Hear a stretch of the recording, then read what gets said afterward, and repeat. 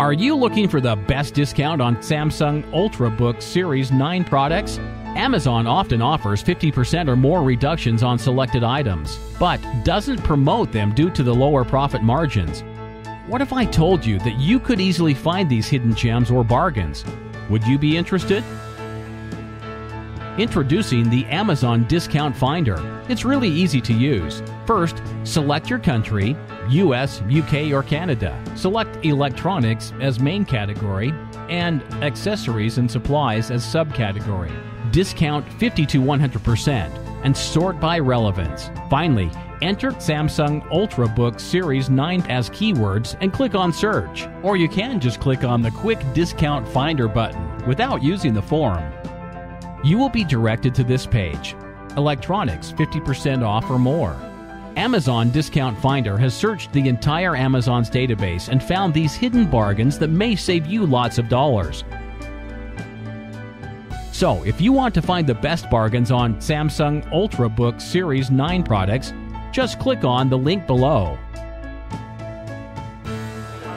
Ето ни вече с един особено любим мой продукт. Това е Samsung серия 9, само че 15-инчова версия, 13-инчова вече сме ви показвали и в unboxing, и в ревю на Laptop.bg. Тук вече имаме с Windows 8 операционна система, не е тъчскрин, както виждате, но клавиатурата ще си е пригодена за Windows 8, с този бутон идва и естествено това, което съм ви показвал, което сме говорили в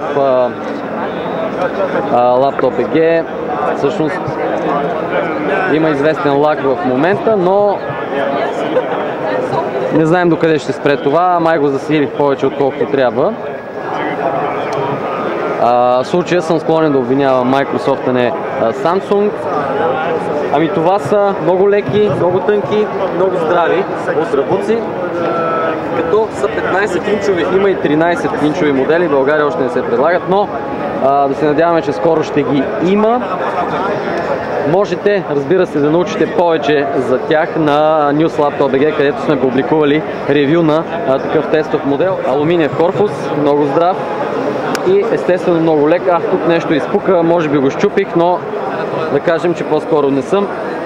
Виждате го, държа го свободно с една ръка и с два пръста. Малко трудно се отваря, ето това е проблем, който забелязвам в момента. Малко е трудно да се отвори, но да кажем, че до някъде е нещо преодолимо. Много лек.